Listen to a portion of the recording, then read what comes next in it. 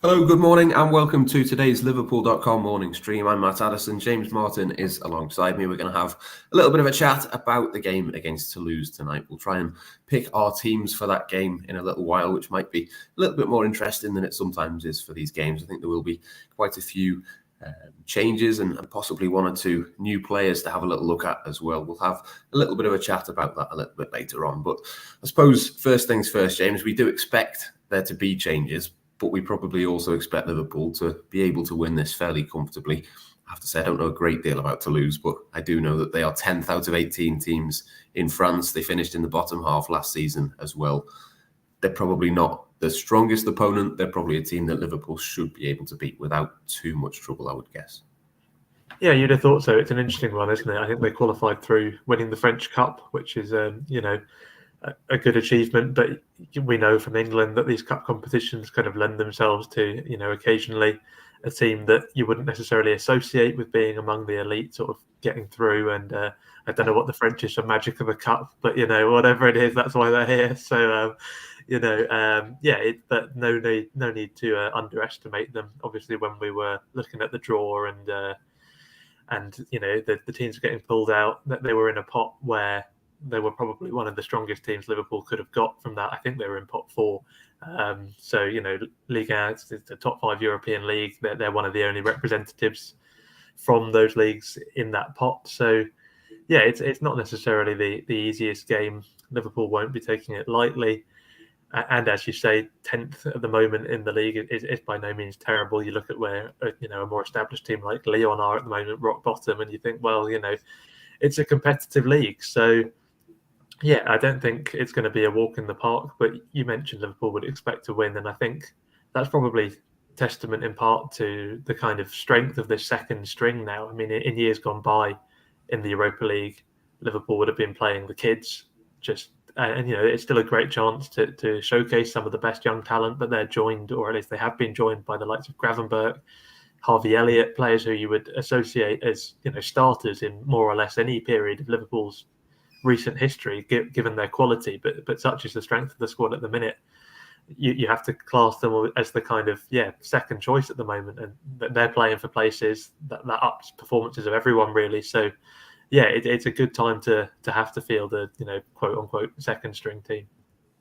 We'll probably get a little bit of an indication of how strong Liverpool need to go in the next game as well. Obviously, Toulouse at home tonight, then Toulouse away is the next one in the Europa League. So if Liverpool can beat them home and away, I think that would put them in a pretty decent position. I don't think it necessarily would mathematically secure top spot. It depends a little bit on what happens in the other groups, I think. But either way, if Liverpool can win home and away, that puts them then in a really strong position. And that kind of feels like if you can do that within 4 games, pretty much guarantee the top spot, then you can maybe give a few youngsters, maybe, Bobby Clark might be looking at the last couple of games. We'll come on to Luke Chambers and Callum Scanlon in a second. They possibly, if they don't get a chance tonight, which I think they possibly might do, or certainly one of them, then you'd look at those last couple of games where you can really, really change things around. And I think the game after match day 6 is Manchester United, so it'd be quite nice to be able to have a free week the same week they'll play Bayern Munich. They probably have to get something from that match. It all plays into making the fixture schedule, which is quite heavy going into December, trying to make that as light as possible. If Liverpool can win tonight and the next one, it puts them in a really good position.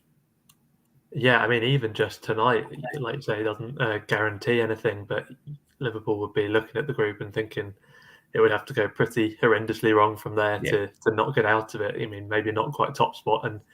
And I suppose, having been used to the Champions League for so many years now, we do have to note that top spot is perhaps a little bit more important in the Europa League, in the sense that Liverpool really don't want to have to be going into that playoff round, the round of 32, which is what happens for those who don't top the groups in the Europa League. So all of the third place finishes in the Champions League will drop down, and Liverpool would, ideally avoid that round and essentially get a bye. Like you say, it's all about kind of, paring down that intense fixture schedule as much as possible. So, yeah, I think we won't see Liverpool completely relax, if you like, until that top spot is secured. But yeah, a win tonight and Liverpool are looking very, very strong. It's hard to see them at least not getting out of the group from there if they do get that win.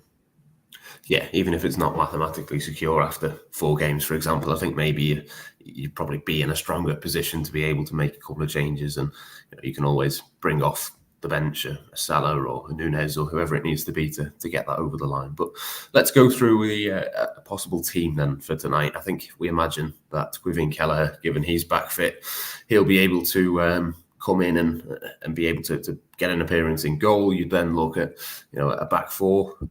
I mean, it's tricky to know exactly the way that Liverpool will go, but I'd imagine there'd be a couple of changes there. So across the back four, then, who would you pick if you were Jurgen Klopp tonight? I think Jarell Quansah was probably the one who's almost the first name on the team sheet, if you like, because he has been very impressive whenever he's played. These are the fixtures where he can get the opportunities. So I think he'd be straight in. Europa League is perfect for a player like him to sort of bed him in, not gently because it's still senior football at a high level, but maybe with a little bit less pressure on it. So he'd be straight in there. Partnering him, you're probably just looking at which of the senior centre backs didn't start last time, so that would be Matip in this case. So I imagine he could come in to partner Quansah, and then it's the fullbacks where you've got the sort of real headaches, isn't it? Normally you'd have Tsimikas as a shoe-in for the left back in these things, but he's been bumped up to first choice while Robertson's out, so you'd have to assume that maybe he gets the rest here. And then you're looking at a couple of options, really. I mean, Gomez could play left back. We saw it, when he first joined the club, even pre-Klopp. So that could be something that's explored. And he is the most senior option after Tsimikas. So maybe Klopp wants to have a look at him there, see if he could be put into bigger fixtures if need be. But I think probably not necessarily the most likely solution, but like you say, if I were Klopp, I might be putting Gomez at right back, where I think he has been impressive when he's played recently. And then, like you say, giving the nod to one of the younger lads at left back, particularly if Luke Chambers is fit and available, which I think he is now. He had a knock, but I think he's back. So yeah, I think he'd be a really interesting one to have a look at. I know there's high hopes for him. He had a very successful loan, didn't he, at the back end of last season with, I think, Kilmarnock in Scotland. And, it seems to be highly rated by those who know more about the academy than I do, yourself included, of course. So, it does look like one who could even play that sort of role that everyone was clamouring for in the summer, that sort of hybrid left back, left centre back. So, yeah, I think the only question mark over him now is, can he do it at a high enough level for Liverpool? And this could be a great chance to answer that question. Yeah, I think he's a really, really excellent footballer. I think there was interest from Bayer Leverkusen over the summer, which I think probably tells its own story.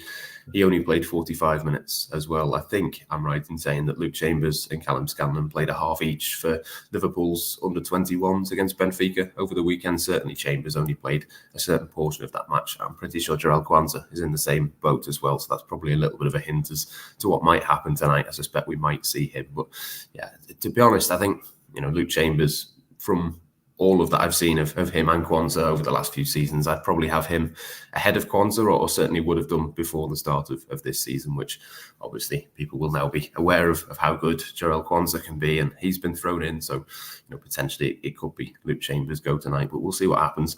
Let's move into the midfield then. I thought you might have suggested that Curtis Jones could play the right-sided sort of hybrid role as we've seen him do. I'm with you, though. I wouldn't necessarily want to see that. But if he doesn't play there, I'm pretty sure he will be in midfield. Did the press conference, obviously is suspended for the Premier League, so that kind of makes sense that he would be there. But who else then? Harvey Elliott presumably is one, and possibly Wataru Endo possibly might be the third one. Yeah, that's it. I think it almost picks itself. That sort of is under the assumption that Gravenberch has won his starting place again for the weekend, but I think that's probably a fair assumption. I think he was, for me, the standout player in the Merseyside derby. I think it was most notable before the red card. I think that was where his strengths were sort of most accentuated, when Everton were actually coming up and pressing him, and he just made their press look like a joke and just spam around players with ease and got Liverpool on the attack, with one fewer Everton defender to worry about. So, yeah, I thought he was excellent. I think as well, if you look back to the game before that, where Elliott was given the nod against Brighton, and then Gravenberch came on at half time and had the better time of it, missed aside. So, yeah, I think he's probably, for the time being, in possession of that starting role, particularly as Jones finishes off his suspension. So, with that in mind, you maybe give him a rest or at least start him on the bench here, and that leaves Jones and Elliott free to play those advanced number 8 roles. And Endo has not really got very many minutes in his legs yet, and if we're not playing him here, it's hard to really see what he was signed for. It seems like an obvious one, doesn't it? Yeah, I think the only way that I would play Ryan Gravenberch is if Liverpool needed Harvey Elliott maybe to play on the right-hand side. It kind of depends a little bit on the front three. Maybe you could have Jones and Elliott on the same side of the pitch, but one in midfield, one on the right-hand side. But let's move into the attack then. I saw a few people suggest that this must be a game where Darwin Núñez starts, but I don't think he does for me. Cody Gakpo is back fit again. I think I'd go with him, maybe Jota on the left, and maybe we have to see 45, maybe 60 of Mohamed Salah. But I mean, there is an argument for Darwin Núñez, but I think I'd much rather see him start at the weekend. Maybe you can start both. Maybe you can start today and on Sunday as well. But to me, if I had to pick one or the other, it would definitely be Sunday rather than tonight. Yeah, I think if it was one or the other, I'd agree. I'm sort of hopeful he can play a starting role in both. Maybe he gets 60 today. And, you mentioned Salah. Maybe we could even see sort of Núñez, Jota, Gakpo as the starting three, and then Salah comes on if necessary, just to sort of relieve Núñez for half an hour and sort of reshuffle it a bit. That's the benefit Klopp has, isn't it, with a lot of those players being able to play sort of across the front line. So, it's I can see why there'd be reluctance to play Núñez, because he is in good form and you'd want him as fresh as possible for the, not necessarily the more important game, but the game where it's more likely that the firepower is going to be needed. But he didn't start at the weekend. I suppose that's where the calls for him to start here come from. Get that sharpness back in the legs and sort of get him ready to go for that Premier League fixture. And also I think, he's looked so much better this season. He still hasn't quite had that take-off moment, really. That's sort of why I'd be leaning towards giving him the start here. I mean, you sort of hark back to last pre-season even, where it looked like he'd arrived against Leipzig in pre-season when he banged 4 goals. And I think if he could have that, I mean, obviously anyone would want 4 goals at any time, but to have that sort of moment in a competitive fixture now, it would almost be like a re-announcement of himself and almost the new and improved Núñez. And I think we've seen he's a confidence player, and his confidence is up already. But if he were to have something like that against a team like this, where it's perhaps plausible to see him really go mad and really get amongst the goals, then I think that would do him a world of good, and by extension do the team a world of good.